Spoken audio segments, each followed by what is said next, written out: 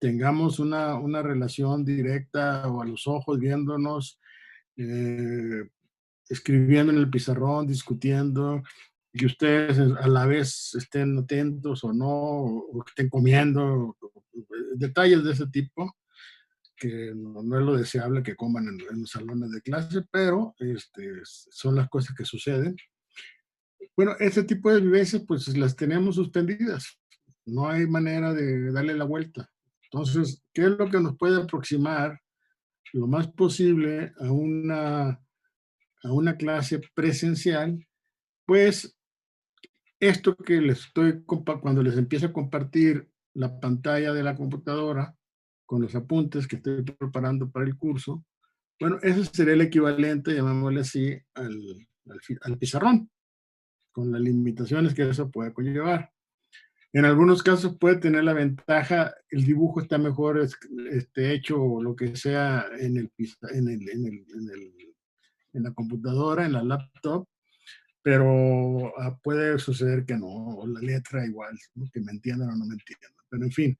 Y el otro asunto es que tomen nota como si estuvieran en clase, para que ustedes no se aburran y no empiecen a sentir que está la clase, no sé, X, y se desvíen, se distraigan, etcétera, etcétera. Y lo mismo, afortunadamente, son materias que conllevan muchos problemas, o sea, ejemplos, etcétera.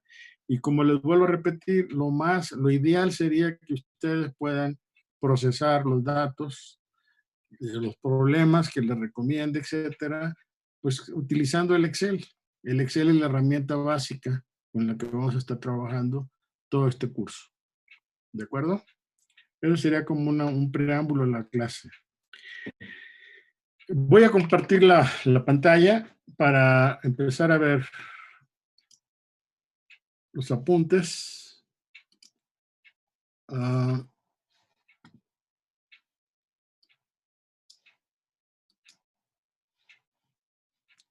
sea, elabora proceso de separación 2.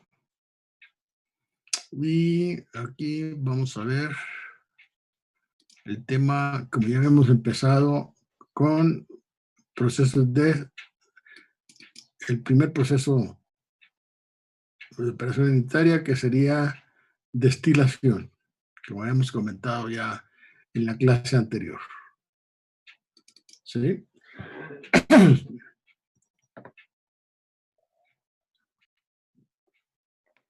Ya concentrándonos en el tema, en la temática de esta operación, pues básicamente lo que vamos a ver es, digamos que en las tres operaciones unitarias que vamos a revisar, las herramientas básicas para el análisis son toda la parte relacionada con equilibrio, o sea, la relación de equilibrio,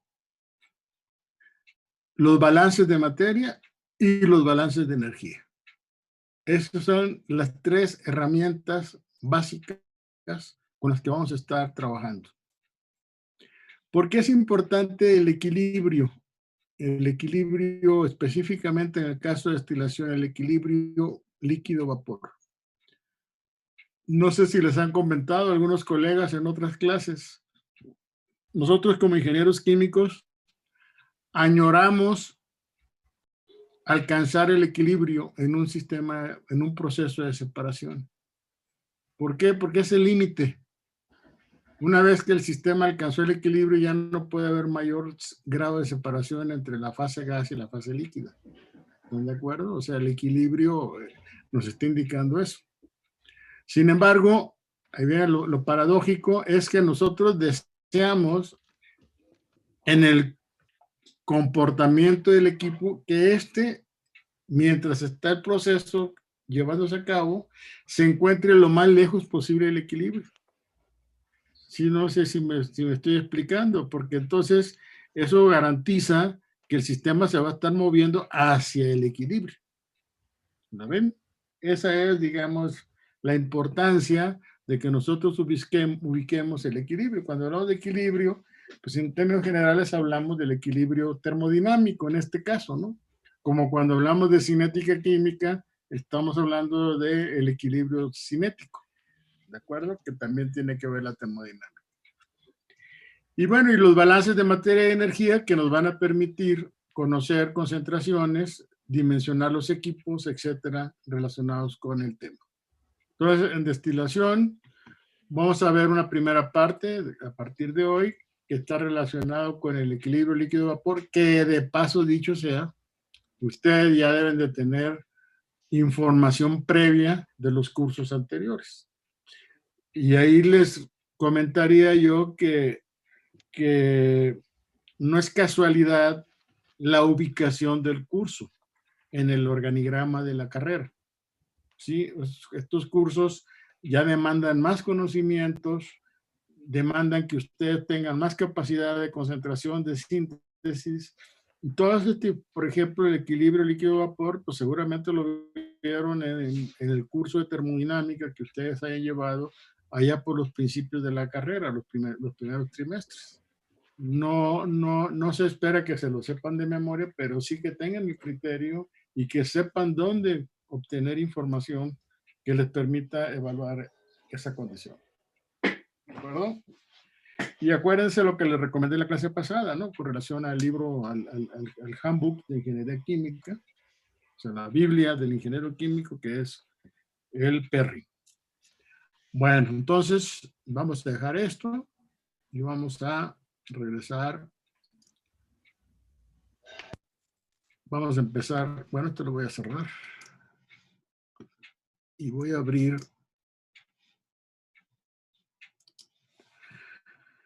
Voy a abrir la primera, los primeros apuntes relacionados con esto. Entonces, tenemos esta parte de la definición. La saqué de un libro que está en la bibliografía, que es Procesos de Separación, es su título en inglés, y es C.J. King, el autor. ¿Sí? Entonces, procesos de separación consisten en aquellas operaciones que transforman una mezcla de sustancias en dos o más productos que difieren en composición. ¿Sí? Entonces, ustedes tienen un líquido originalmente con una mezcla de sustancias, le introducen energía para provocar la separación, o sea, dicho, evaporan y van a generar vamos a decir, otra sustancia en fase vapor que va a contener, digamos, las mismas composiciones del líquido original, pero con diferentes composiciones. Tanto el líquido se va a empobrecer en el componente más volátil en mayor proporción y el vapor se va a enriquecer con ese componente más volátil.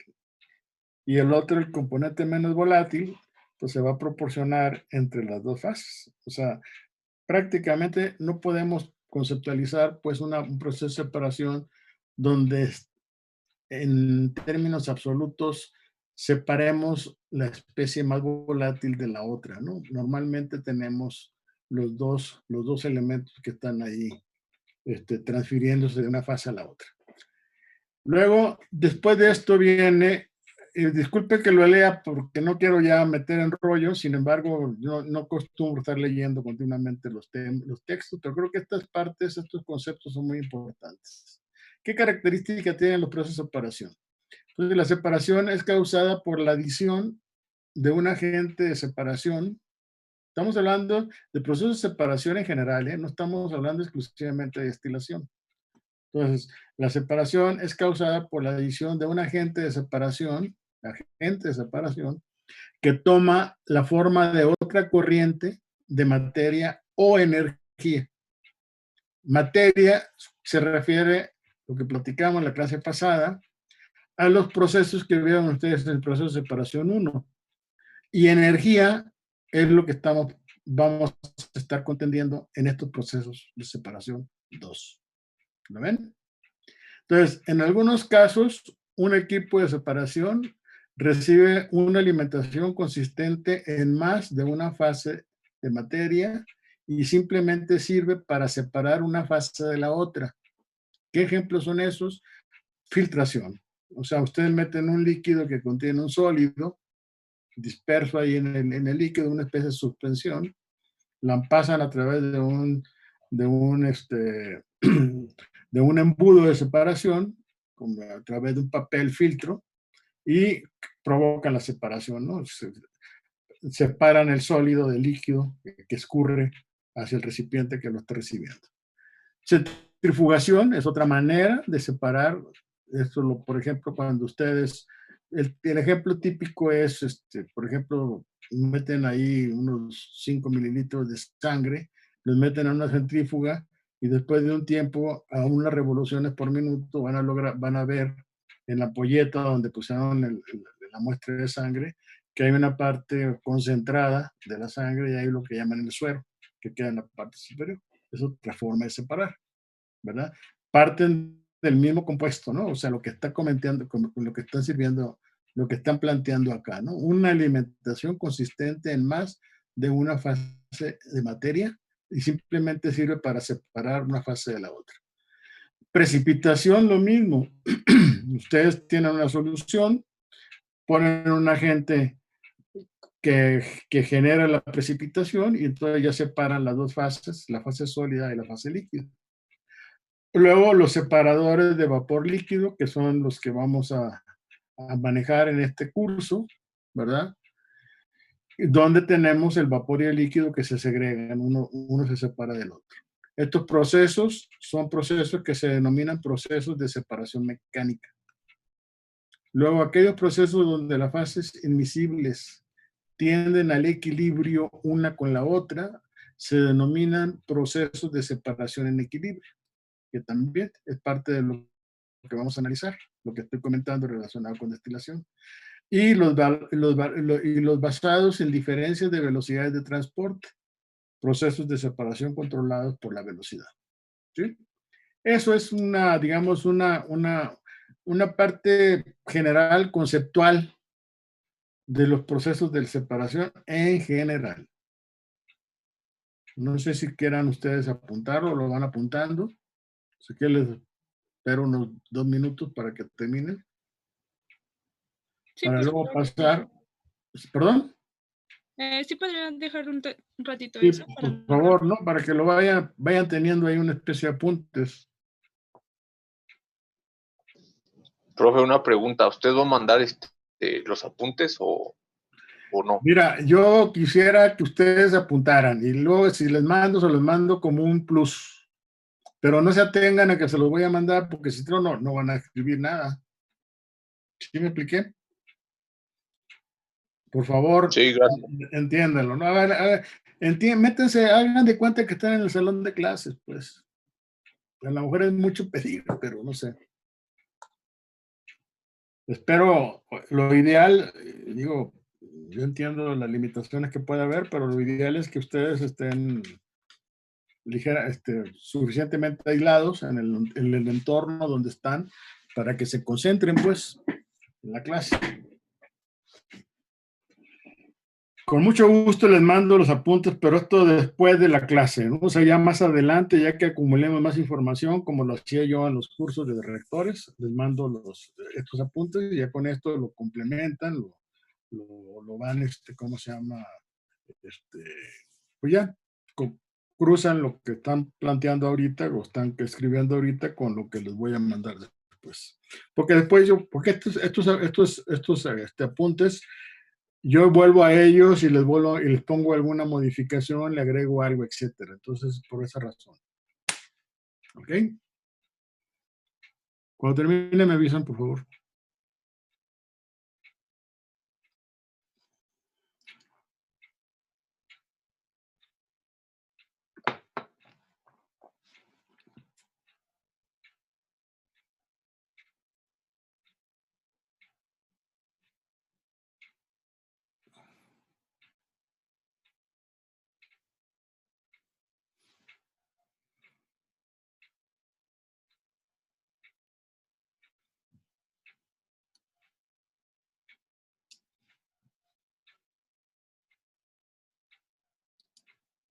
Químicos 1, debió haber manejado la serie de tanques agitados. ¿Sí? Entonces, ustedes recuerdan, cuando hablamos de una reacción en un solo tanque agitado, alcanzamos un cierto nivel de conversión. Si requerimos alcanzar otro nivel de conversión, aumentar la conversión, un procedimiento sería anexarle en serie otro tanque agitado o varios tanques agitados más. ¿De acuerdo? Y eso es que están haciendo que la corriente original que entró al primer reactor la hagan pasar por diferentes etapas, que son los diferentes reactores. En este caso, estamos hablando de lo mismo. Vamos a hablar de una separación, imagínense un separador en el que producimos la fase gas y la fase líquida. La fase gas va a contener una determinada proporción del reactivo de la especie que estemos nosotros, más volátil que estemos separando, pero no tiene suficiente concentración o no extraemos suficientemente ese componente más volátil de la fase líquida. ¿Qué es lo que hacemos? Pues ese líquido que ya lo sujetamos a un proceso de separación en una etapa, lo hacemos pasar por la otra etapa y así sucesivamente hasta alcanzar un cierto grado de limpieza, de pureza del líquido que estamos tratando de limpiar del producto más volátil. O sea, el producto más volátil no significa siempre que sea el producto de interés desde el punto de vista comercial. Puede ser que yo lo que esté interesado es en limpiar el líquido que estoy tratando. ¿De acuerdo? Entonces, una torre de destilación tiene 3 partes, muy en general. Lo que sería la cabeza o domo de la torre, la base de la torre y un punto intermedio que es donde recibe la alimentación de la mezcla que se quiere separar, destilar en la torre de destilación. ¿Qué es lo que va a pasar? Entra la mezcla a unas determinadas condiciones, ¿sí? Y parte de esa mezcla se va directamente hacia arriba, hacia la parte superior de la torre, junto con los vapores que arrastran a esa parte de la alimentación que estamos manejando, y parte del líquido que no alcanzó a evaporarse se cae por gravedad hacia el fondo de la torre. ¿Qué sucede? En la parte superior, cuando entra al domo de la torre, ese vapor que sale de ahí pasa a través de un condensador y una parte del condensado se obtiene ya como destilado y parte de ese condensado se regresa a la torre. Entonces, la torre va a recibir en el domo una mezcla líquida que está puesta en contacto con el vapor que está ascendiendo. Cuando baja ese líquido y llega al punto de alimentación de la mezcla que estamos alimentando, se combina con parte de ese líquido y sigue bajando hasta la parte inferior. En la parte inferior normalmente hay un hervidor que genera, ahí estamos introduciendo la energía al sistema, genera nuevamente el vapor y vaporiza ese líquido que llegó a la parte de abajo y lo regresa como vapor a la columna. Y de esa forma, ustedes van a tener que conviven la corriente de gas, vapor que sube a través de la columna y la corriente líquida que está descendiendo a través de la columna. El punto de alimentación es el parteaguas de la columna. En ese punto de alimentación para arriba le llaman la zona de enriquecimiento de la torre. Y la parte inferior de ese punto de alimentación hacia abajo le llaman la zona de agotamiento. ¿Sí? Es la manera como vamos a decir, se concibe o se conceptualiza una torre de destilación. El punto de alimentación, parte superior, tienen el vapor que es condensado, parte se saca de la columna y parte se regresa, y en la parte inferior también puede haber parte del líquido que se saca de la columna y parte que se evapora. Va a haber, después vamos a platicar detalles ahí que son muy interesantes y muy importantes y relacionados a más detalle con el funcionamiento de la columna. Pero eso a grandes rasgos es lo que sucede. Y ese es el concepto de las multietapas, es decir, el líquido que está cayendo de la parte superior a la parte inferior de la columna pasa a través de platos. Y cada plato tiene un distribuidor que permite que el gas, que el vapor, siga ascendiendo a través de la columna. El distribuidor genera o provoca que se atomice, vamos a llamarle así, el vapor, con la intención, evidentemente, de aumentar la eficiencia de contacto entre las fases. El peor enemigo que puede tener un equipo de estos es que el vapor pasara como un chorro a través de la alberca que deja el líquido que está escurriendo de un plato a otro. ¿Sí me expliqué? Entonces, ¿por qué? Porque todos van a tener un área de contacto muy limitada. Lo ideal es atomizar todo el vapor, de tal suerte que haya microgotitas que estén invadiendo todo el plato, porque eso favorece las condiciones de transferencia de masa entre una fase y la otra. ¿Sí?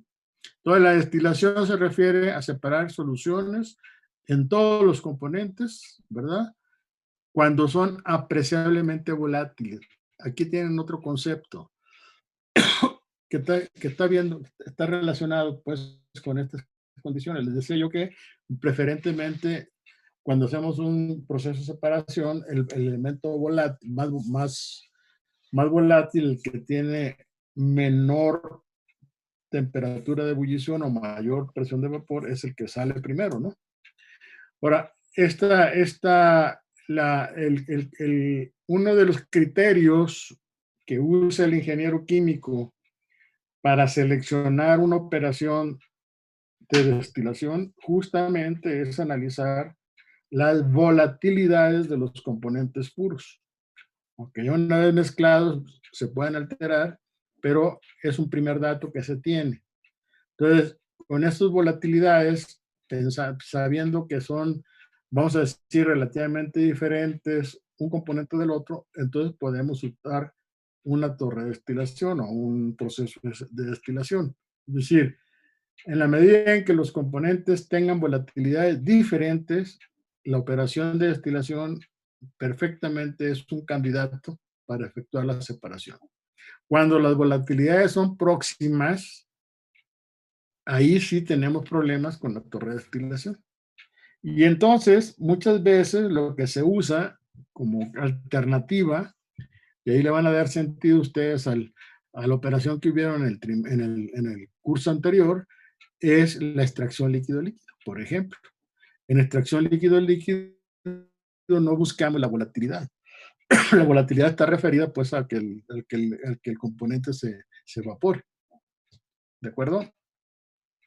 Bueno, estos son los conceptos. Vamos a estar platicándolos a lo largo del curso. Entonces, bueno, cuando estemos tocando este tema. Entonces, ¿ya terminaron de apuntar esto? Ya, profe. ¿Sí? Ya, profe. Ya, profe. Bueno, vámonos al equilibrio vapor-líquido. ¿Cómo lo manejamos esto? Pues lo manejamos en términos generales, desde el punto de vista práctico, con diagramas de presión, temperatura, concentración. Para mezclas binarias u ordinarias, así le llama el libro, los componentes líquidos se disuelven en cualquier proporción para formar soluciones homogéneas, las cuales son necesariamente ideales. Y el siguiente es que no hay complicación alguna de puntos de ebullición máximos o mínimos. Cuando tenemos soluciones ideales, no se presentan lo que se conoce como los azeótropos. Los azeótropos son el enemigo a vencer en un sistema de separación por destilación, porque son puntos donde la composición tanto en el vapor como en el líquido son iguales y no hay manera de romperlo más que aumentando la temperatura o la presión y alterando pues la termodinámica del proceso. Entonces, Normalmente, pues las mezclas binarias se consideran mezclas ideales, ¿sí? Y ahorita vamos a ver los diagramas correspondientes para estas mezclas. Entonces, nada más como a manera de nomenclatura, para una mezcla AB, A lo vamos a referir al componente más volátil, cuya presión de vapor del componente puro va a ser mayor que la presión de vapor del componente del otro componente, a cualquier temperatura. ¿De acuerdo? Entonces, el equilibrio entre el líquido y el vapor para cada sustancia pura de la mezcla es su relación entre la presión de vapor y la temperatura. Entonces, en mezclas binarias se considera también la concentración.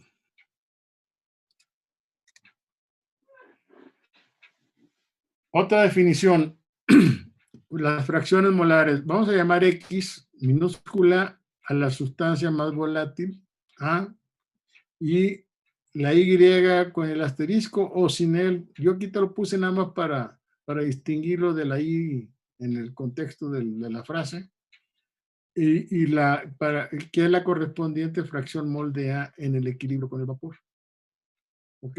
Entonces, X es la composición que tenemos del componente más volátil de A en la mezcla original, vamos a llamarle así, o en la mezcla al punto que estemos analizándola, y Y con asterisco va a ser la composición de ese mismo componente, pero ya en la fase de vapor en equilibrio.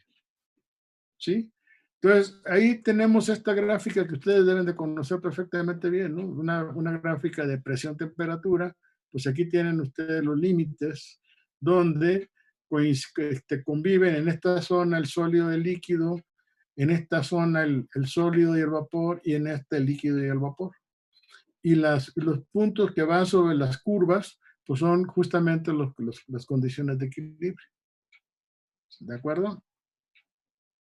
Entonces, para fines prácticos, para no estar repitiendo y poniendo X subíndice A, Y subíndice A, lo voy a hacer, pero puede suceder que no, por algún contexto de algún problema o alguna de las clases, interpreten que estamos hablando de que la X se está refiriendo a la sustancia A, que es la más volátil. Primero, la A es la más volátil, ¿sí?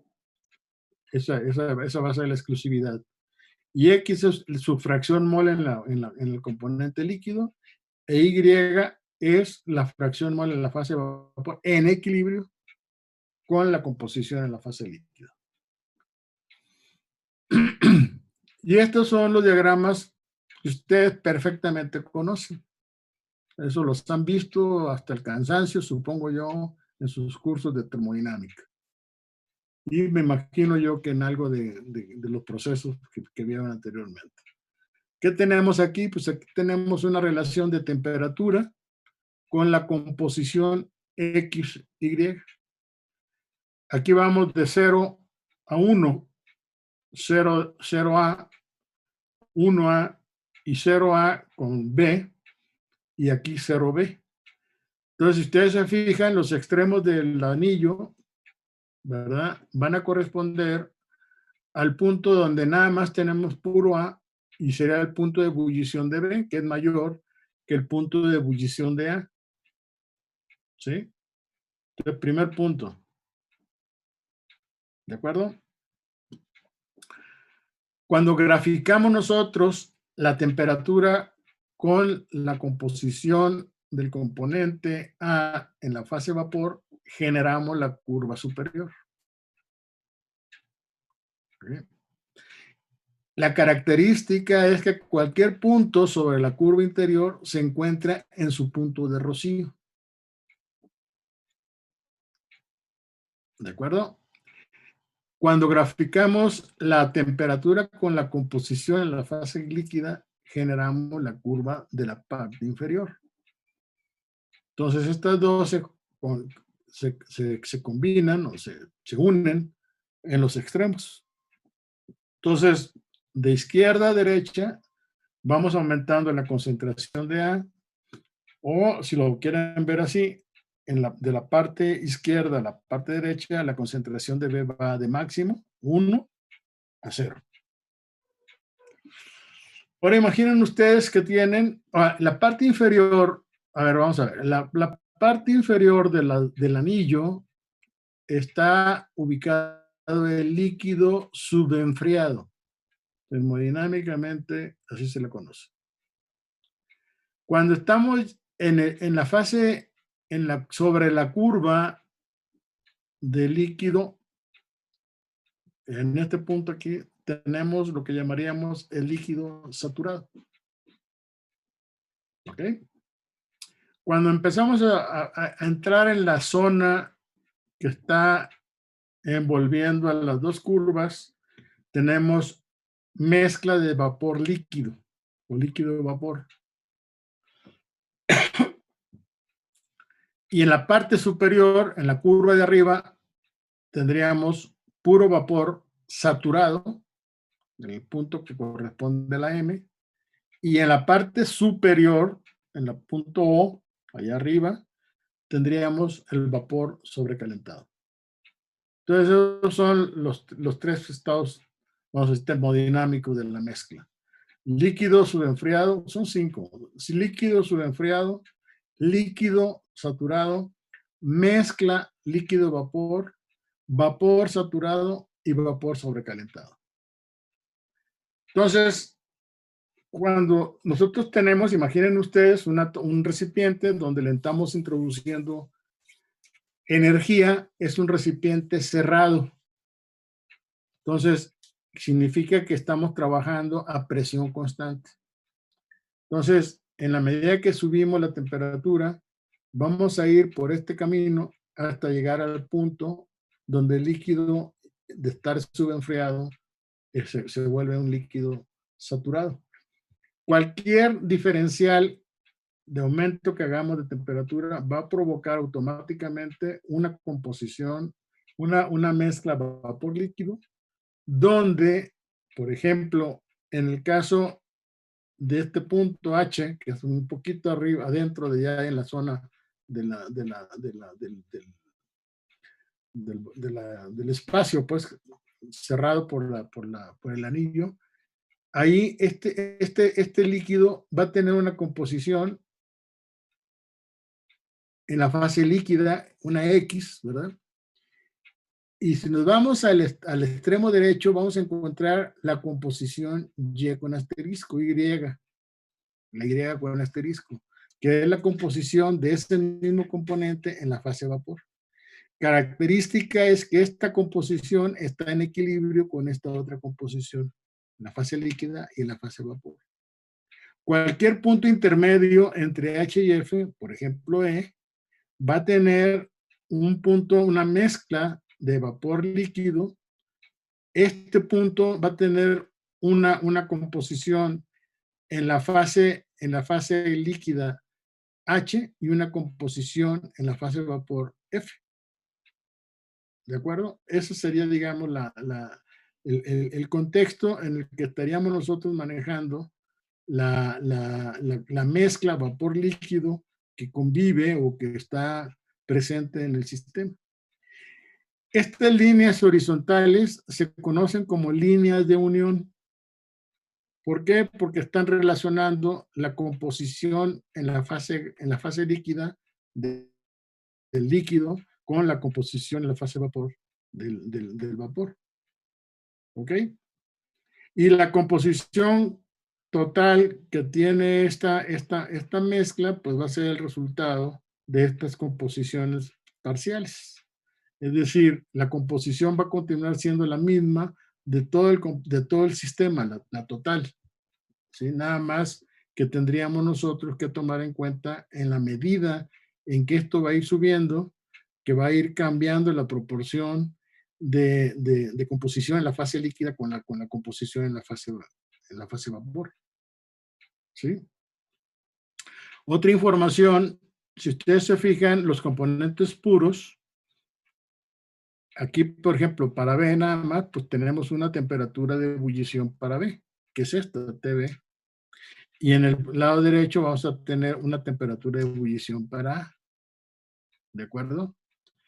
Cuando yo tengo la mezcla, pues la temperatura de ebullición ya no es la misma del componente puro A o puro B, sino que yo me voy horizontalmente hacia la izquierda y aquí en esta ordenada leo la temperatura de ebullición a la que se encuentra esta mezcla. Vapor líquido. ¿Está claro? Entonces, yo puedo, para una composición dada, donde yo les diga que los componentes tienen tal composición, vapor líquido, yo no puedo decir de la literatura que la composición de ese líquido es tal o tal. Digo, la temperatura de ese componente es tal o tal. Necesitaría una gráfica de este tipo, de ahí la importancia de esta gráfica, para conocer la temperatura a la que se encuentra el sistema. Y eso, dicho sea de paso, para determinar una temperatura de operación de un condensador o del ebullidor en una torre de destilación, pues tenemos que echar mano de esta información para conocer la temperatura a la que está operando el aparato. ¿Sí? De ahí la importancia pues que tienen estas gráficas. Entonces, aquí lo que les acabo de comentar, se resume aquí. A presión constante se puede generar curvas como de las figuras con los límites en B puro, que es el punto de ebullición de B, y A puro, que es el punto de ebullición de A. Ahora, lo primeritito, imaginen ustedes que tienen un problema donde van a separar A y B. El primer paso así, tal cual, es ir a la literatura y buscar qué temperatura de ebullición tiene ese componente puro, A, y cuál es la temperatura de ebullición del componente B. Una vez que ustedes se encuentran esas dos temperaturas, en automático ya definieron el rango de temperatura con el que va a trabajar la columna o el equipo que ustedes manejan. Es decir, ustedes van a tener esta referencia y van a tener, déjenme, está lenta esta cosa, bueno, y van a tener, vamos a pensar que estuviera aquí, esto aquí, bueno, la distancia entre estas dos rectas que están aquí, les va a marcar a ustedes el rango de temperaturas en la que se van a mover en el equipo. Dependiendo de la mezcla, ya la cantidad de moles de A y de B que estén ahí presentes en la fase gas, en la fase líquida, los diferentes puntos de temperatura que van a tener a lo largo del equipo. Pero los extremos que tienen ustedes aquí, A y B, les va a marcar el rango de temperaturas en las que va a trabajar el sistema. No van a trabajar a temperaturas diferentes de estas. Por eso la importancia que ustedes conozcan de entrada. Es lo mismo que les comentaba un poco también cuando la operación de humidificación. Normalmente lo que uno busca como ingeniero es de qué temperatura de alimentación del agua caliente estamos hablando y cuál es la temperatura que yo le puedo bajar a esa agua. Y en automático, ese es el rango de temperatura en el que va a trabajar la torre de enfriamiento. Lo mismo estamos hablando aquí. ¿Sí? Nada más que aquí estamos apoyándonos en la termodinámica en este concepto de puntos de ebullición. Entonces, nuevamente repito, a presión constante se pueden generar las curvas. En un extremo tenemos B y en el otro extremo tenemos A, que corresponden a sus respectivas temperaturas de ebullición, que corresponden a las temperaturas, rango de el margen de temperatura en el que se va a mover el equipo. Entonces, la curva superior relaciona Y con asterisco y T y la inferior X con T.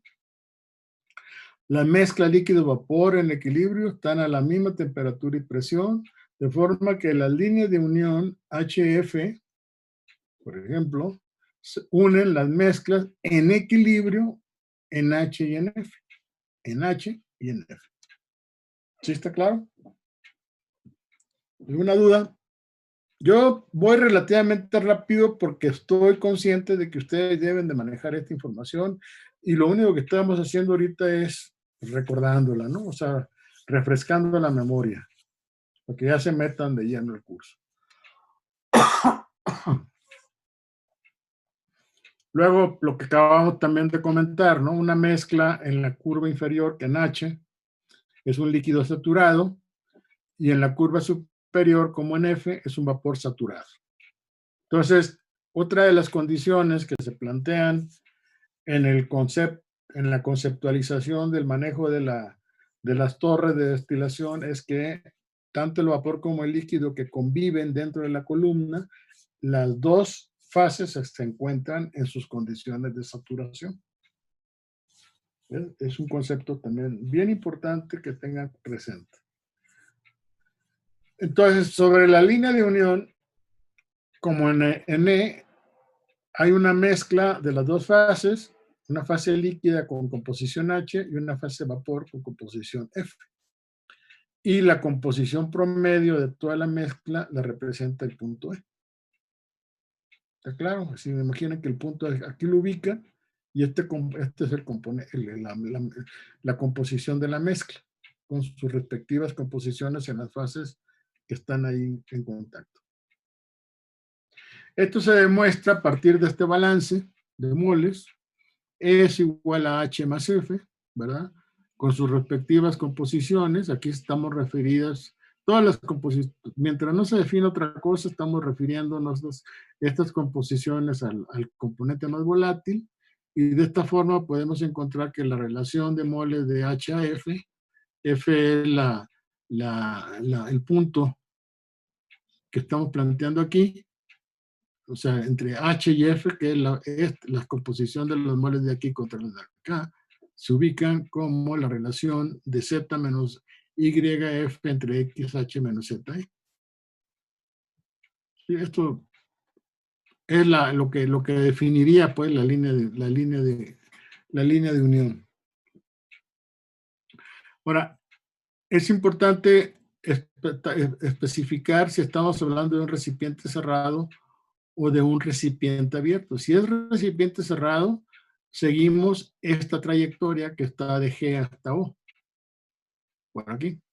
Ahora, si el recipiente es un recipiente abierto, cuando llega el líquido a este punto como líquido saturado, ya no sigue para acá, sino que se queda como líquido saturado todo el tiempo hasta llegar a un punto límite. Puede ser hasta arriba o puede ser algún punto cualquiera como N, siguiendo la curva del líquido saturado. Esa sería la trayectoria que seguiría en un recipiente abierto, y vertical sería la trayectoria que seguiría en un recipiente cerrado. ¿Ok? Bueno. ¿Qué más? Ahora, la curva esta que se llama como la curva de distribución de equilibrio. Aquí lo que hacemos es agarrar todas estas composiciones HF, todas las intermedias, NM, etc., todo eso, y las graficamos como Y, la composición del componente más volátil en la fase de vapor, con la composición del componente más volátil en la fase líquida, y generamos una curva como esta. Cuando tenemos nosotros un azeótropo, se los adelanto, hagan de cuenta que yo tuviera una curva así.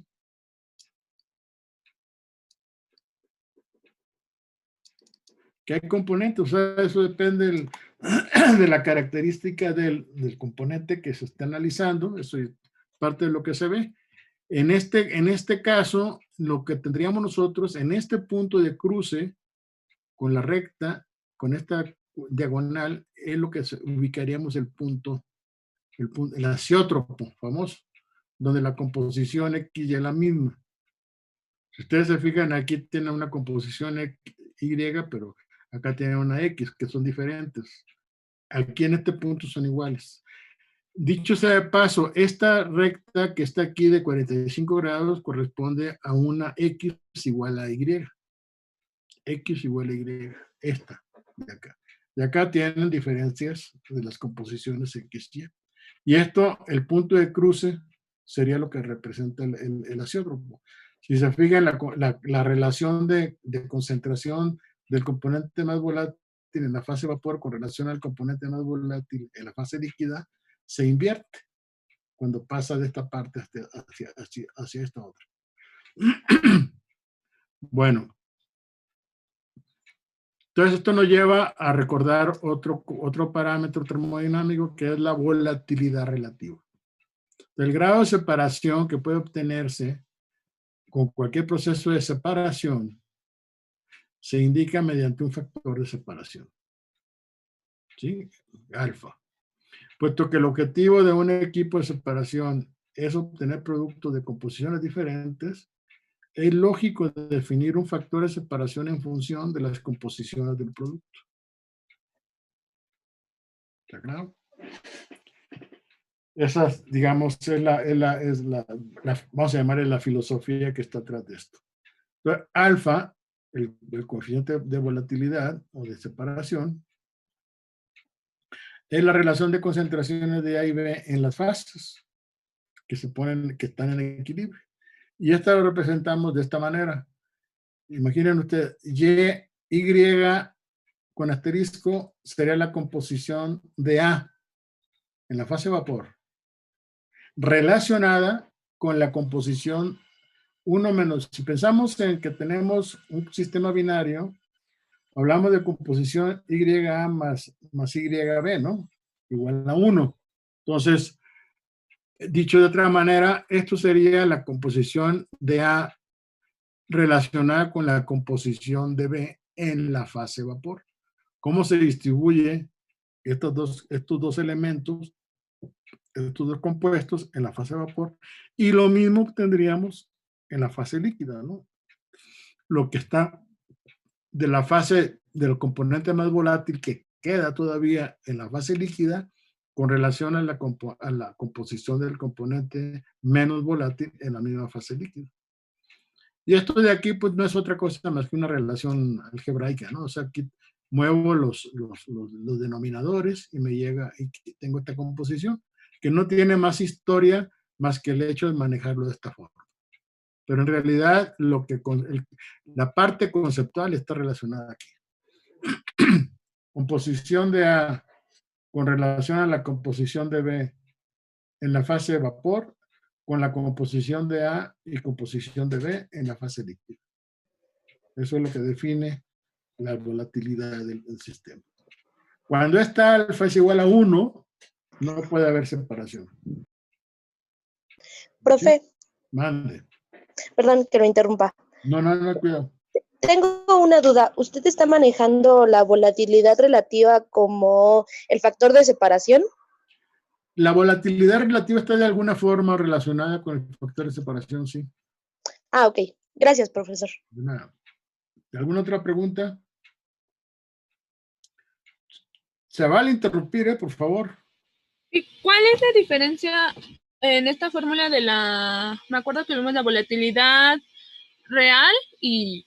Bueno, la real tenemos que meterle un factor de corrección, ¿no? Que es ¿dónde anda? La puse hasta acá, que es el coeficiente de actividad. Ahorita vamos para allá. Ah, ok, gracias. ¿Sí? Pero la real es, acuérdense cuando ustedes tienen mezclas, ¿no? Y sacan la ley del gas ideal, pues PV igual a NRT. Cuando hablan de mezclas o de gases reales, meten lo que llaman el factor de compresibilidad, ¿no? Es una manera, es una corrección, pues, que se hace. Lo mismo acá, ¿eh? Entonces, regresando al caso, cuando hablamos de que alfa es 1, entonces no hay separación. Si alfa es mayor de 1, significa que el componente más volátil se concentra preferentemente en la fase vapor. Y cuando alfa es menor de 1, el componente menos volátil es el que se concentra más en la fase vapor. ¿De acuerdo? O sea, que quiere decir que el componente A se está vamos a decir, evaporando menos. Eso es lo que nos indican los valores numéricos de alfa. Entonces, el factor de separación refleja diferencias en composiciones en equilibrio y velocidades de transporte debido a los fenómenos físicos que provocan la separación. Creo que no hay mayor historia al respecto. Entonces, es conveniente definir factor de separación. Aquí le meten otros conceptos inherentes. La verdad es que yo no le veo tanta diferencia, que le llaman justamente el factor de separación inherente es el factor de separación ideal, ¿no? Tendrían las condiciones ideales. Y pero finalmente, pues son conceptos y son definiciones que no está por demás tenerlo, ¿no? Que corresponde cuando las composiciones de las corrientes alcanzan el equilibrio completo entre las fases. O sea, ahí está la idealidad. O cuando existe un solo mecanismo controlante del proceso físico. Bueno, no nos vamos a meter en Honduras aquí porque no sé qué tipo de otros mecanismos pudieran involucrarse. Digo, no tiene caso pues meterse en ese contexto. Acuérdense que lo habíamos visto ya que el proceso de separación que tiene que ver con la cuestión de equilibrio, la cuestión de velocidades, etcétera, ¿no? Y bueno, y la parte de factores de separación reales, ¿sí? Se pueden utilizar indistintamente para analizar los procesos de separación. Bueno, y eso, como les decía adelante, cuando es real, tenemos que meter ahí un coeficiente de actividad que sería, vamos a llamarle así, de todo no cometer pecados, el equivalente desde el punto de vista al corregir un gas ideal con un factor de compresibilidad. Esta es la otra curva, que es una especie de prima hermana de esta otra que acabamos de ver, ¿no? De esta de aquí, pero ahora es a temperatura constante. Y si se fijan, ahora se invierten el líquido y el vapor. Entonces, aquí estamos graficando presión contra composición. Tenemos nuevamente que vamos de 0 a 1 A o B de 1 a 0. ¿Sí? Y en lugar de tener los límites temperaturas de ebullición, lo que tenemos ahora son las presiones de vapor de los componentes puros. Y eso es lo que nos marca la relación, digamos, el rango de variación que van a tener las mezclas vapor líquido que se formen durante el proceso. Entonces, aquí estamos hablando de un sistema a temperatura constante y lo que estamos variando son las presiones parciales. Digo, las presiones de vapor. O la presión total, más bien. ¿Sí? Estamos variando la presión total y estamos viendo, por ejemplo, si estamos en el caso de ¿cómo lo interpretamos? De líquido y empezamos a disminuir la presión, lo que vamos a generar es tener un líquido saturado, mezclas vapor líquido, vapor saturado y vapor sobrecalentado. O al revés, el vapor sobrecalentado, lo aumentamos la presión, llegamos al punto de presión de vapor, de presión saturada, y luego seguimos con mezclas, líquido saturado y líquido subenfriado, conforme vamos aumentando la. Sí, acuérdense que ir hacia arriba es estar comprimiendo un vapor, ir hacia abajo, pues estar descomprimiéndolo, ¿no? Ahora, en términos generales, siguiendo con el caso de los procesos de equilibrio, que vamos a tener que contender con esto, pues estamos teniendo aquí, por ejemplo, esto que se llama, le denominan la razón de equilibrio, ¿no? Yo lo conocía en términos generales como un coeficiente de partición, una K, que me relaciona la composición del componente más volátil en la fase vapor con la composición del mismo componente en la fase líquida. ¿Sí? Si yo llevo esta definición al factor al factor de separación, pues tengo yo que la alfa también la puedo visualizar como la relación del coeficiente de partición de A con relación al coeficiente de partición de B. Y esta K y KB ya veremos probablemente mañana que hay unos nomogramas que nos permiten evaluarlas, ¿sí? Luego, para el caso, esto lo vamos a, son definiciones, que estoy seguro que ya conocen ustedes. Sistema de líquido vapor. En el caso de la ley de Raoult y la ley de Dalton. Ley de Raoult, ¿qué me dice? Pues que la presión parcial, que a su vez es igual a la presión total por la fracción mol, pues es igual a la presión de vapor por la composición en la fase líquida de A. ¿Sí? Entonces, de tal manera que podemos decir, de acuerdo a la ley de Raoult, que la presión parcial de A es igual a la presión de vapor por la composición. Ahora, si queremos poner esto en función de Y, lo que hacemos es dividiendo por la presión total. Entonces nos queda Y igual a P a 0 entre la presión total por XA. De manera similar se maneja lo que llaman la ley de Henry, ¿no? Y si lo vemos a la luz del coeficiente de partición, podemos demostrar que esta relación de Y a XA es igual a la presión de vapor de A entre la presión total. A ver, deduzcan eso. Díganme si es cierto. Pero háganlo. Ya. Si da, ¿no? Nos queda esa relación. La presión de vapor entre la presión total. Y bueno, esto para B, A y B, la ley de Henry. Y alfa, a su vez, si esto es cierto, entonces alfa a su vez lo podemos simplemente, en el caso ideal, obtener a partir de la relación de presiones de vapor del componente más volátil al componente menos volátil. Y la ley de Dalton que me dice que las presiones parciales, la suma es igual a la presión total. Aquí no hay más misterio aquí. Alfa AB también le llaman volatilidad relativa. Son los conceptos relacionados con esto. ¿Y qué más? Y bueno, y en el caso que me comentaban de un vapor no ideal, pues tendríamos que introducir el concepto de la coeficiente de actividad para corregir la mezcla real a partir de la mezcla ideal.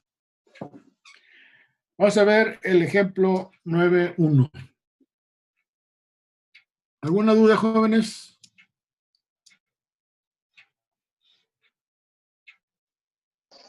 ¿No? No. No, profe. Yo me imagino que esto es parte de lo que ya ustedes deben estar manejando. Déjenme minimizar más esto. Y voy a poner...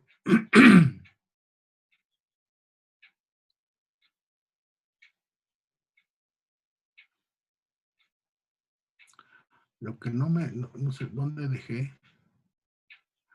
Hay una serie de gráficas. Bueno, se las vamos a ver la clase. Bueno, aquí están.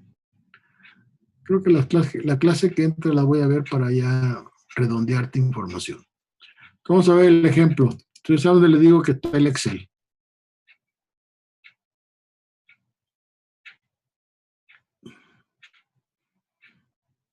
La maquinita está ya empezando a dar un poquito. Se está haciendo más ruca.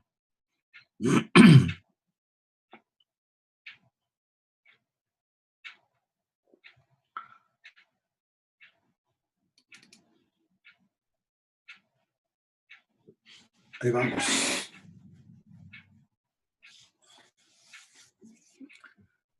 Excel.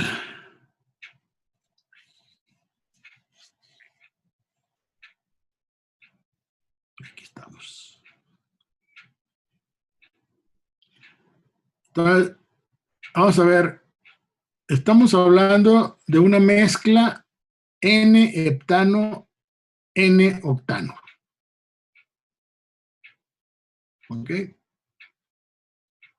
Que forman mezclas ideales. En general, los hidrocarburos de cadena corta se pueden considerar mezclas ideales.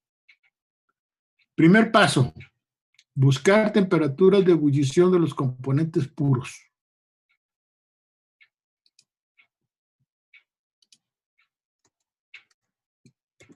Sí, como les comenté cuando estábamos viendo ahorita las gráficas.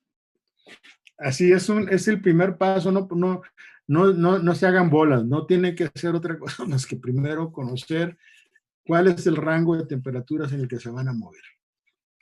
Entonces, si ustedes se van al libro de Perry, aquí lo pongo yo en la referencia, en la 6ª edición, tienen ustedes la tabla 394 y la tabla 3212.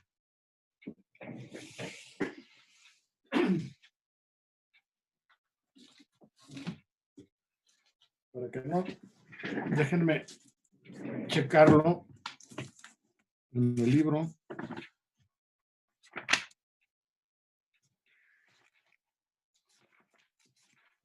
Habla 3.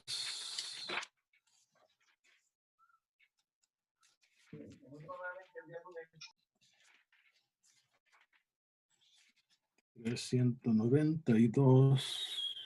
No, es la página, entonces.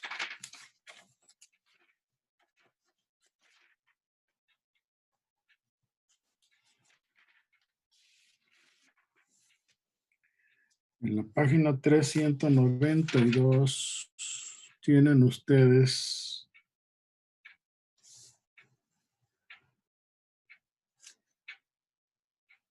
no, 194, no. Sí, está. Ahí es página. Sí, esto es página.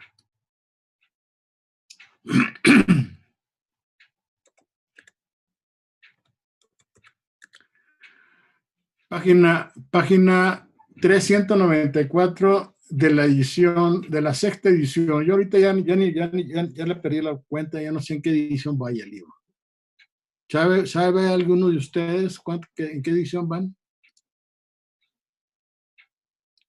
Del Perry. ¿Conocen el Perry? Bueno, más bien pregunto eso. Creo que apenas sacaron la edición 9, profe. ¿Vaya a la 9? No, Creo pues que ya entonces mi libro ya es bastante ruquito. Bueno, a lo mejor son como estas ediciones se van enriqueciendo, sobre todo el capítulo 3, si ustedes se han fijado, es un libro, es un capítulo que está atascado de referencias termodinámicas, ¿no? Datos termodinámicos de sustancias orgánicas, inorgánicas, etc. Entonces, es normal que conforme van aumentando las ediciones, pues las páginas se van moviendo. No sé si ustedes tuvieran la última edición, a lo mejor en lugar de ser la página 394, podría ser la página 3200, no sé. Pero el rumbo no debe estar muy lejos, pues. Entonces ahí les dejo de tarea que chequen eso. Si es la edición, 6ª edición o la que ustedes tomen, más o menos anda alrededor la tabla de la página 394, que me va a dar la presión de vapor del N-heptano, y la tabla y la página 3212.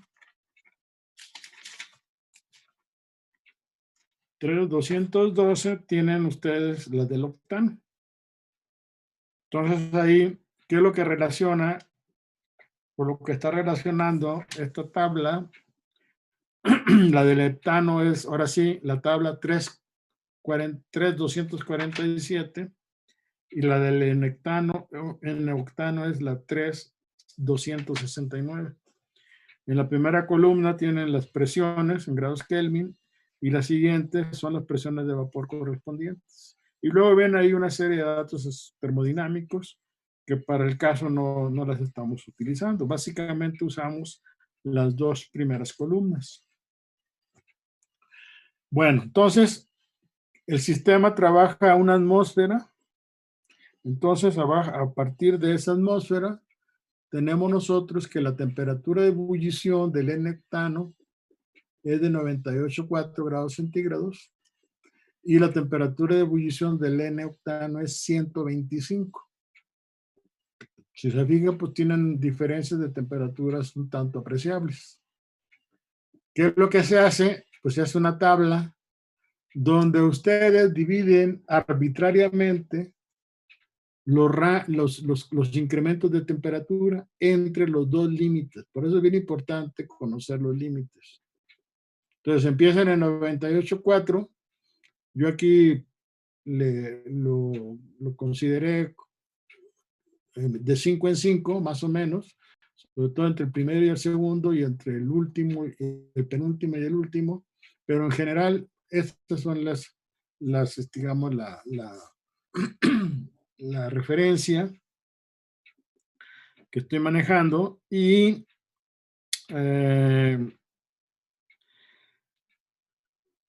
leo en la tabla las presiones de vapor correspondientes, y esa tabla es la que les estoy comentando. Hay que hacer ahí algunos ajustes, interpolaciones, etcétera. Entonces es importante que tengan ustedes de alguna manera a la mano la forma de trabajar esa información entre los 98 grados centígrados y los 125,6 grados centígrados, que es la temperatura de ebullición del N-octano. En esta columna ponen las presiones de vapor que corresponden a estas temperaturas del N-heptano, y en esta columna ponen las presiones de vapor correspondientes al N-octano. ¿De acuerdo? Entonces, apúntenlo, ¿no? Por favor. Dicho sea de paso, si ustedes no tienen información previa al respecto, pues obvio que la temperatura que ustedes encuentren les va a permitir definir cuál es el componente más volátil. Consecuencia directa, pues, del análisis que estamos haciendo.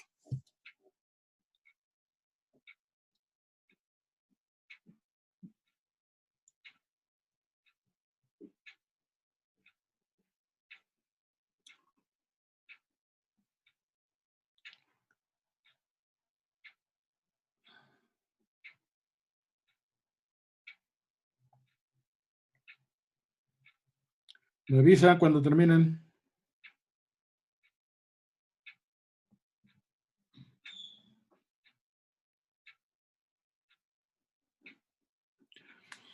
La intención de esto es verlo. Estamos ahorita en esta primera parte, como estamos familiarizándonos con el tema, le estoy poniendo todo, pero la idea es, bueno, la tarea que van a hacer ahorita, para mañana, para que ya sientan que ya están a tambor batiente con el curso, va a ser el problema 9.1 que viene al final del capítulo 9 del libro de Treibel.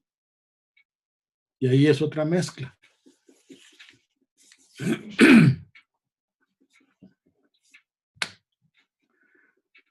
Véanlo hasta aquí. Esto es información de la tabla, ¿eh? Lo que sigue ya son cálculos. Que lo que buscamos es tener composiciones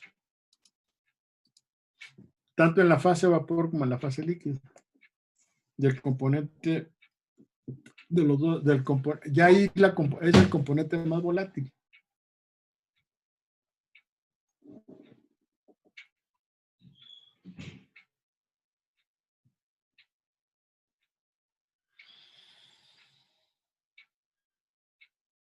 Ahora bien, ¿ya acabaron?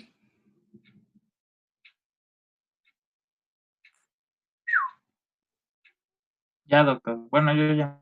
Ya, profesor. Ya, profesor. Bueno, vamos a ver, calcular XA. A ver, ¿están de acuerdo que la ley de Dalton me dice que la presión total es igual a la presión parcial de A y la presión parcial de B. De la ley de Raúl, planteamos, como son soluciones ideales, que la presión parcial de A es la presión de vapor por XA y la presión de vapor por XB, de B por XB. A partir de esto, obtengan esta expresión que está aquí. ¿Cómo encuentran que XA va a ser igual a la presión total menos la presión de vapor de B entre la presión de vapor de A menos la presión de vapor de B? Dedúzcanla. Ya que lo hice. ¿Ya? Yo también ya, doctor. Bueno. Espero que vayan todos al mismo ritmo. ¿Sí están bien? Bueno. Doy por asentado que se maneja. Y la YA, pues ya es directo, ¿no? P de vapor de AXA entre la presión total. Y esta XA es una X minúscula. ¿Estamos?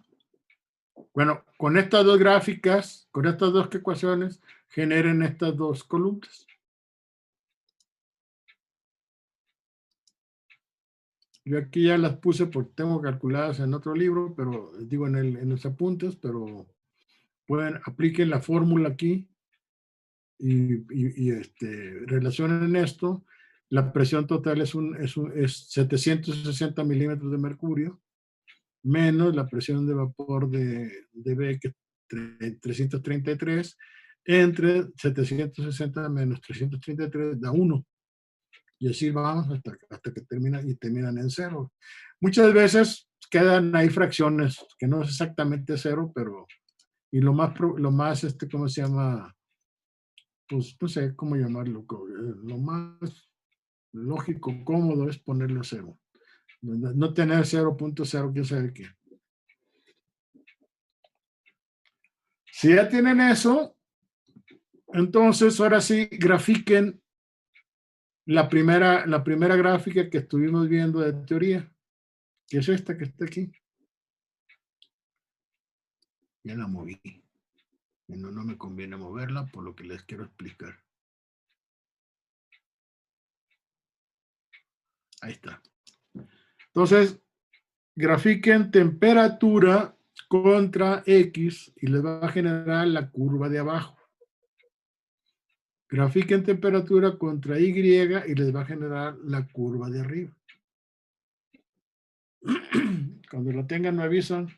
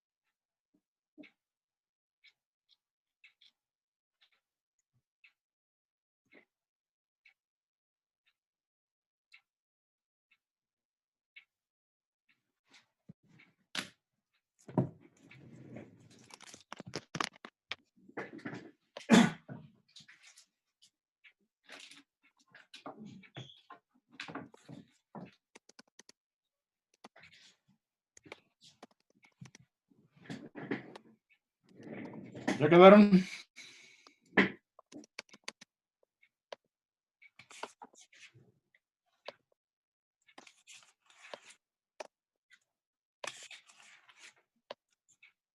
Ya, doctor. Bueno. Luego fíjense. Imaginen que tienen una composición. Aquí están. Supongamos que fuera 0.5 aquí.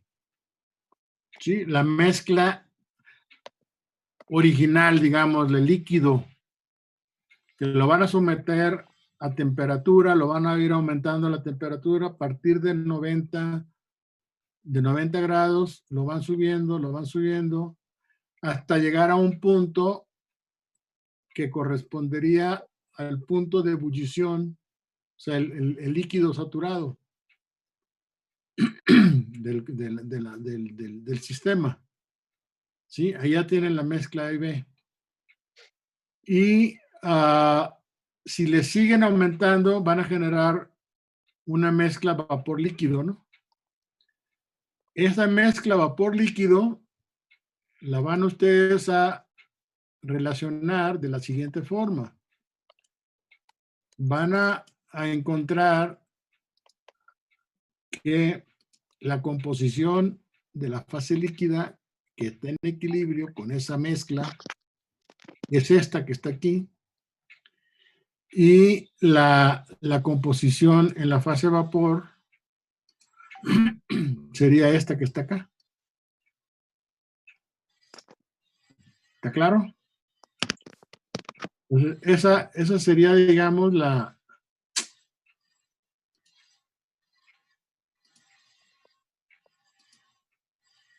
forma como ustedes van a obtener información del sistema. Imaginen que esta fue la...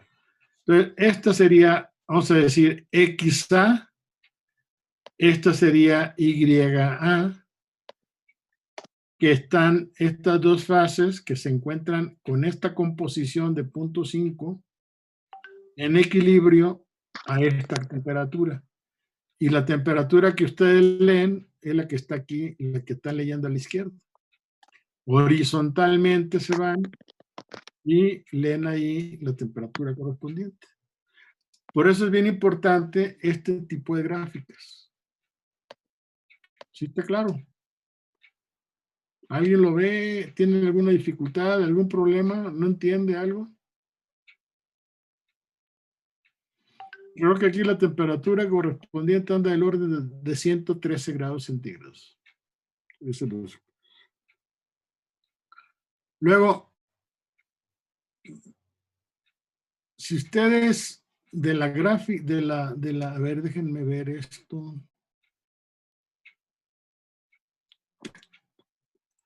Alfa. Creo que viene de aquí.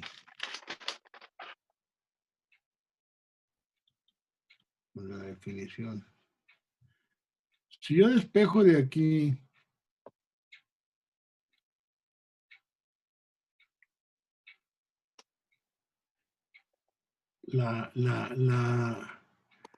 ¿cómo está?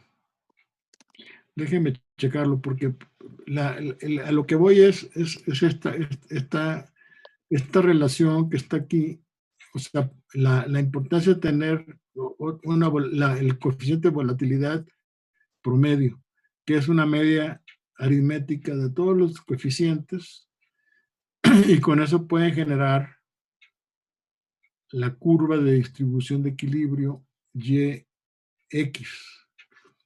Pero déjenme checarlo y mañana les comento cómo está el asunto. Pero en fin, es un cálculo que está ahí extra. Lo voy a plantear. Hay una ecuación que permite relacionar X con Y y está alfa metido ahí. Déjenme checarlo. Y con esto, más aquí la tengo. Se los voy a poner. ¿Dónde la pongo? Aquí la pongo. Vamos a insertar.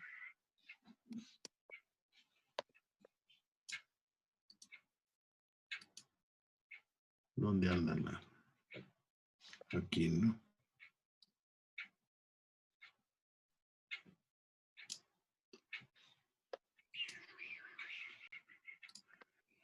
Voy a poner X, Y.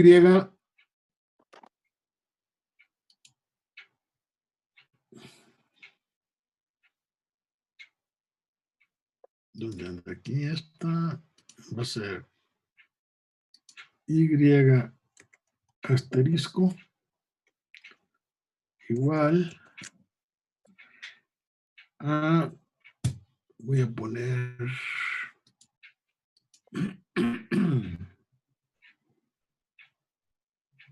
2.16 aquí arriba, 2.16 por X entre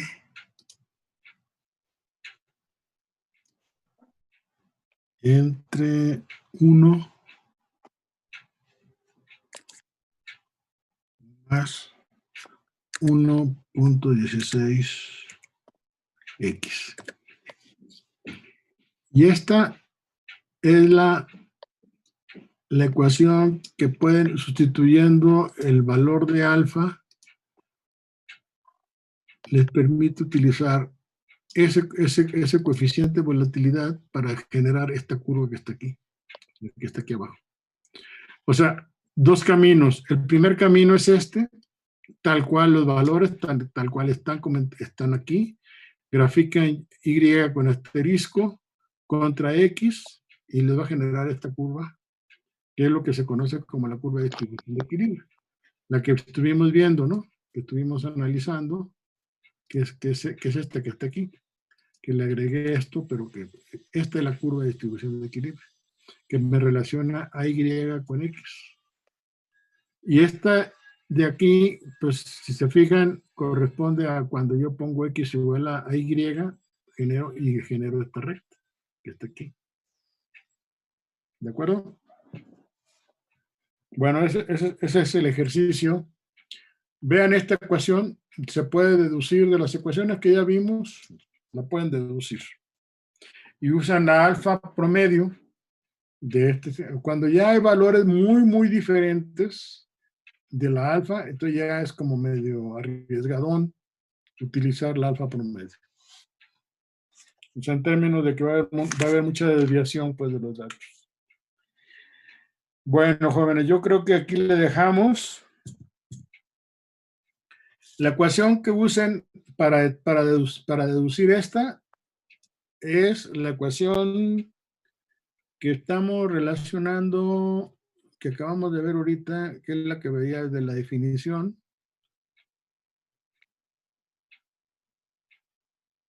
Esta de aquí. Alfa igual a Y por 1 menos X entre 1 más Y. De ahí despejen Y en términos de X y les va a dar la expresión que les acabo de poner aquí.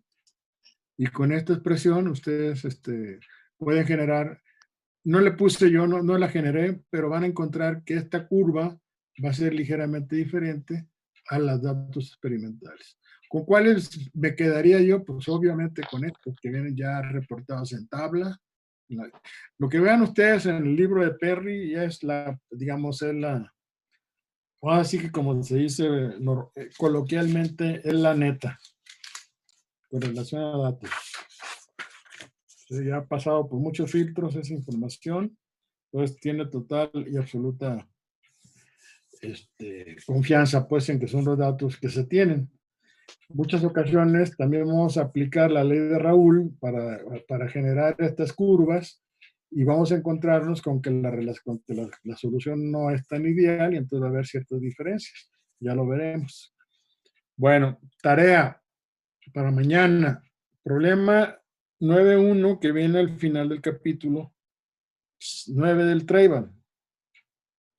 El sistema es un sistema metanol-etanol, una mezcla de metanol-etanol. Bueno, ahí no van a encontrar en el Perry por lo menos las presiones de vapor correspondientes. Entonces, lo que se utiliza para definir las temperaturas de ebullición de los componentes metanol y etanol a 1 atmósfera y a 5 atmósferas, porque el problema usa las dos presiones, 1 y 5 atmósferas absolutas, se usa como un recurso la ley de Antoine. La ecuación de Antoine, acuérdense que esa ecuación de Antoine nos dice que el logaritmo de la presión de vapor es igual a menos B en T más C. ¿Sí? La presión, vamos a poner presión de vapor igual a un coeficiente A menos B, otro coeficiente, entre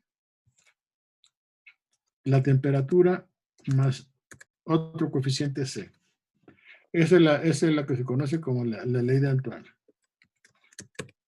que viene en el libro de Felder, en el libro, por cualquier libro de ingeniería de procesos, ahí viene esta ley. Entonces, yo ahí mi recomendación es que revisen en la literatura y ubiquen las constantes A, B y C para cada uno de los componentes. Y una vez que tienen eso, calculan, por ejemplo, de aquí despejan la temperatura. ¿Cómo se procede? Consideran que la presión de vapor del componente que están considerando es igual a 1 atmósfera y obtienen la temperatura de ebullición de ese componente que están considerando como su presión de vapor igual a 1 atmósfera. Y luego después la presión de vapor del otro componente igual a 1 atmósfera y conocen la temperatura de ebullición correspondiente a ese otro componente. Si ustedes cambian la presión de 1 atmósfera a 5 atmósferas, exactamente el mismo caso. Ponen la presión de vapor de A, por ejemplo, es igual a 5, las constantes se mantienen igual a B y C del componente, y la temperatura es la que calculan, y van a ver que van a variar las temperaturas de ebullición en función de la presión. Y de esta forma pueden generar esta primera parte de la tabla. Y la segunda parte de la tabla, pues ya son los cálculos que prevalecen aquí.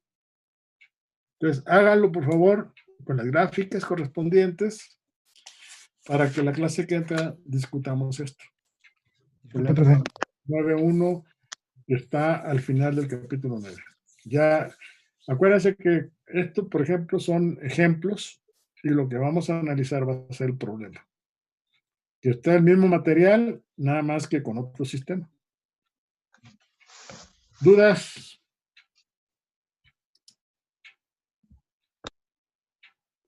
No, hasta el momento, doctor. ¿No? No, ¿Está doctor. claro? Bueno. No, profe. Bueno, les voy a mandar la invitación para la clase que entra y les voy a anexar este archivo de Excel para que lo revisen y lo ¿cómo se llama? Lo critiquen y si encuentran algún error me avisan. ¿El Word también nos los va a mandar, profesor? El Word no. Porque voy a estar trabajando, luego haciendo las modificaciones. Ya que considere que la versión está acabada, entonces los mando. Si no, voy a estar mandando información que no... Sí, no es que esté poniendo cosas equivocadas, simplemente a lo mejor le agrego cosas o considero que haya, o si encuentro algo equivocado, entonces quiero corregir. Pero el Excel, que son problemas de este, como los acabamos de discutir, se los mando para que ustedes lo corroboren. ¿De acuerdo? Sí, profesor, gracias. Sí, profe, gracias. Bueno, entonces al rato les mando la liga para la reunión de mañana. Y parece ser que hubo una confusión, ¿no? Que creo que afortunadamente me comentaron algunos compañeros de ustedes que están en el laboratorio que les llegó una invitación para las 5 de la tarde. Sí, doctor. No la pelen esa, porque y por el tema de energía, es que mi clave es compartida con un profesor de energía. Pero no sé, algo se debe haber cruzado. Ok, doctor. Espero que no se repita. Cualquier cosa, yo no muevo, a menos de que aquí físicamente, digo, no físicamente, hablando, acordáramos alguna otra hora de clase por las razones que sean, salvo eso, el horario es de 10 a 12. Así que cualquier confusión, espero que no vuelva a pasar, pero cualquier confusión al respecto, coméntenmelo para poder, ¿cómo se llama? Corregir a tiempo. ¿De acuerdo? Sí, doctor, muchas gracias. Ahora pues, todos estamos en eso. Al rato les mando la invitación para la clase de mañana y revisen este problema, 9.1. Sí, doctor, gracias. Buen Ahora, día. Sí, gracias. Hasta luego. Hasta luego. Gracias, profesora. Bye.